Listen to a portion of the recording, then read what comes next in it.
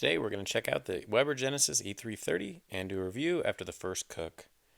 Now, I just got this off Amazon for $6.99. It was a pretty screaming deal. It was $100 off, and it's also on sale in a lot of other places right now. What I liked about it is it had 3 separate burners and a sear burner, so that way you could get it really, really hot if you wanted to. And I can't wait to try it out. Now here's my old grill. It's a UniFlame. I bought it 8 years ago for $120, and I've used it a ton. Pretty well everything is rusted out on it, including this flavorizer section that's completely fallen apart. The first test was 0 to 350 drag race for a preheat, and the Weber one hands down, doing it in less than half the time. The real test was a head-to-head cook-off of a whole chicken. Let's see who wins. We have 2 equal-sized spatchcock chickens with a simple rub of salt, pepper, and garlic. First up is the UniFlame. Whoa, look at that wobble.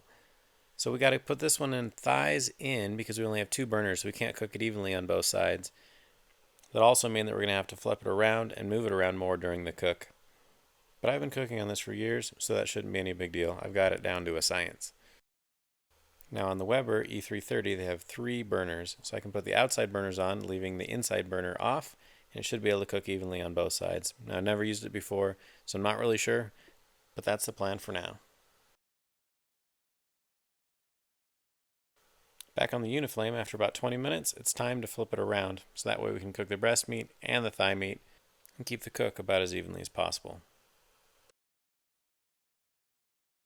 On the Weber, everything's cooking pretty evenly, so I'm just going to leave it alone. On the UniFlame, it's time to flip it over, so that way we can get the crispy skin.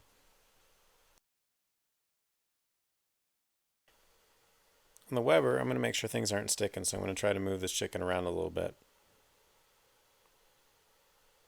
But it's stuck. So what I realized is I forgot to lube up the grill grates before I got started. So important safety tip, make sure you rub them with oil before you use them.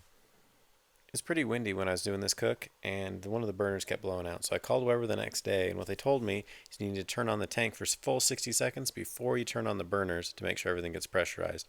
I tried that again later, and it worked great. After about an hour and a half, the chicken was done. I wanted to make sure to check the breast to be at 165 and the thighs to be at 185. Checking a few different places just to make sure that it's cooked all the way through so you don't get sick. This one looked great. So here's the results from the UniFlame. It's a little beat up from all the tossing and turning. Now when you compare that with the Weber, which came out absolutely perfect, crispy skin and perfect even cook on both sides. So let's do another test on the Weber to see how it cooks. I took 1 loaf of white bread and I spread it evenly across the grill grates. We're going to cook them for 3 or 4 minutes on the one side and then flip them over and see how evenly it cooks. 3 or 4 minutes have passed, and it's time to flip them over. And I was surprised what I found.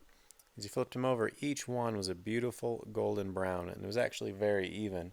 What I expected is to have a few hot spots, a few spots that were burnt, just like I had on my old grill, but this one came out great. Now, if you look at it a little closer, you can see that a little bit on the outsides, it was cooler than on the inside.